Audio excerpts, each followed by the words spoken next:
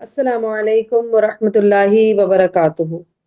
الحمد للہ وکفا وسلام علی عباد الذین اصطفیٰ، اما بعد فاعوذ باللہ من الشیطان الرجیم، بسم اللہ الرحمن الرحیم۔ قال اللہ تعالی فی القرآن الکریم، هل یستوی الذین یعلمون والذین لا یعلمون، کیا جاننے والے اور نہ جاننے والے برابر ہو سکتے ہیں؟ آج کے اس اہم لیکچر میں ہم بات کریں گے ماہ سفر کے بارے میں، جس کے متعلق ہمارے معاشرے میں بہت سی غلط فہمیاں پائی جاتی ہیں۔ لوگ اس مہینے کو منحوس سمجھتے ہیں، بدشگونیاں لیتے ہیں اور شادی بیاہ اور خوشی جیسے اہم کاموں سے پرہیز کرتے ہیں۔ آپ کو بتا دوں کہ اسلام میں کوئی دن، کوئی مہینہ اور کوئی تاریخ ہرگز منحوس نہیں ہے۔ اللہ تعالیٰ نے سورہ توبہ میں جس آیت میں ذکر کیا کہ سال شروع سے ہی 12 مہینے کا تھا اور 4 محترم مہینے، تو باقی مہینے بھی اللہ کے مہینے ہیں، اور اس کو ہم اپنی مرضی سے منحوس یا خوشی منانے کا ذریعہ یا کوئی بھی ایسی جو ہے وہ روایت ہم خود سے قائم نہیں کر سکتے۔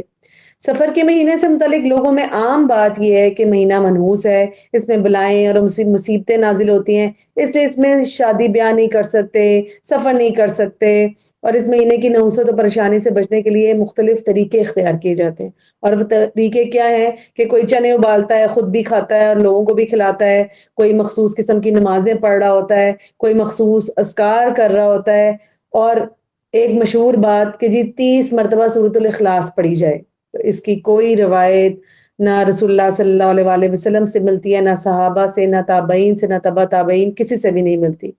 اس مہینے سے متعلق ایسی کوئی بھی بات کہیں موجود ہی نہیں ہے، اور یہ سب خرافات ہیں۔ اس سلسلے میں ایک حدیث جو ہماری رہنمائی کرتی ہے، وہ رسول اللہ صلی اللہ علیہ وآلہ وسلم نے فرمایا، جو کہ حضرت ابو ہریرہ رضی اللہ عنہ سے مروی ہے، کہ آپ نے فرمایا لا ادوی ولا طیرۃ ولا حامۃ ولا سفر وفر من المجذوم کما تفر من الاسد۔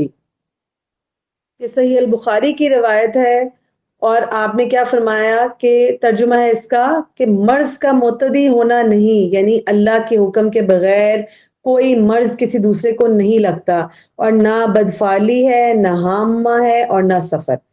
طیرہ کا مطلب ہے بدشگونی لینا، کسی بھی چیز سے بہت سے لوگ بدشگونی لیتے ہیں، بلی راستہ کاٹ رہی ہے، شیشہ ٹوٹ گیا ہے، دودھ گر گیا ہے، بوائل ہو گیا۔ حامہ کا مطلب ہے مقتول کے سر سے حامہ نام کا جانور، یعنی الو نکالنا، جو انسان کو اس وقت تک تکلیف دیتا رہا جب تک کہ اس کو قتل نہ کر دیا جائے۔ سفر سے مراد لوگوں کے گمان سے ماہ سفر کی منحوست ہے۔ ان چیزوں کو لوگ باعث تکلیف اور منحوس سمجھتے تھے، تو رسول اللہ صلی اللہ علیہ وآلہ وسلم نے فرمایا کہ نہ تو بیماری خود بخود کسی دوسرے میں منتقل ہو سکتی ہے، یعنی کہ اللہ کے اذن کے بغیر کچھ ممکن نہیں ہے، نہ ہی بدفعلی لینا جائز ہے، نہ ہی حامہ کی کوئی حقیقت ہے، اور نہ ہی ماہ سفر منحوس۔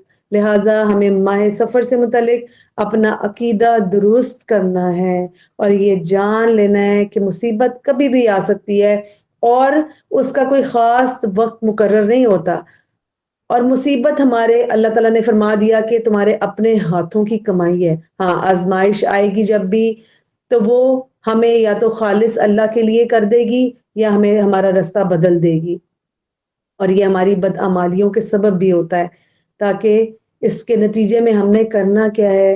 کرنے والا کام یہ ہے کہ ہم نے اللہ پر توکل کرنا ہے، کثرت سے نیک اعمال کی طرف جانا ہے، اپنے انجام پر نظر رکھنی ہے، آخرت کی تیاری کرنی ہے۔ اور ماہ سفر کی نحوست کا کوئی بھی تصور قرآن میں موجود نہیں ہے، نہ ہی سنہ میں موجود ہے، نہ ہی صحابہ سے، نہ ہی تابعین سے، نہ تبع تابعین سے، کوئی بھی ان سے کسی سے بھی کوئی روایت جو ہے وہ کہیں موجود نہیں ہے۔ یہ سب جاہلانہ اور بے بنیاد تصورات ہیں، اور ان سے ہم خود بھی بچیں گے انشاءاللہ تعالی، اور لوگوں کو بھی بچائیں گے۔ جو بات ہم تک پہنچی ہم ضرور انشاءاللہ تعالی آگے پہنچائیں گے۔ اللہ تعالی ہمیں نیک اعمال پر قائم رہنے اور مسلسل ان کو کرنے کی توفیق عطا فرمائے، اور ہمارا حال درست فرما دے۔ آمین یا رب العالمین۔ سبحانک اللہم بحمدک، نشہد ان لا الہ الا انت، نستغفرک ونتوب الیک۔ السلام علیکم ورحمۃ اللہ وبرکاتہ.